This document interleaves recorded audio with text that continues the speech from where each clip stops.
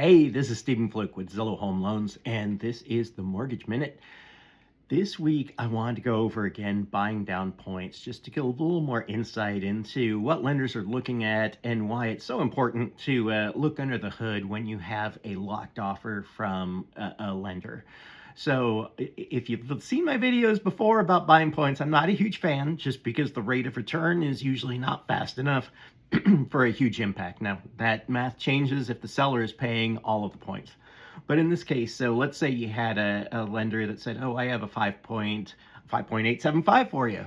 And the buyer gets all excited. Well, let's walk through that math a little bit just on the workup I did for these people. It was an over $500,000 loan with okay credit, verging on not okay credit, and their par rate, their rate with no points in either direction, is a 6.75.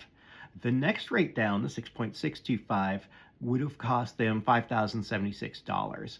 And it did save them $47.52 a month, but it cost them 124 months. That was their return on investment, which would be a strong no for me, just because the average mortgage lasts 5 years.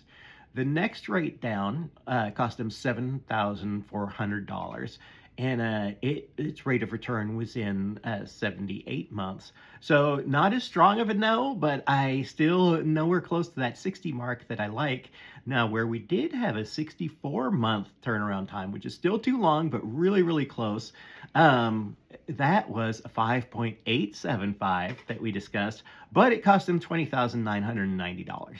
So you can see how, lenders can manipulate those numbers, and then they can say, oh, I don't have points, but then their origination fee all of a sudden turns to $20,200, that sort of thing. So it's really worth getting under the hood. Rate shopping is next to impossible when you don't have a locked offer. So I hope that helps. I know there's a lot of confusion out there about, how do you offer this? How does this get there? Why does this lender have this fantastic rate?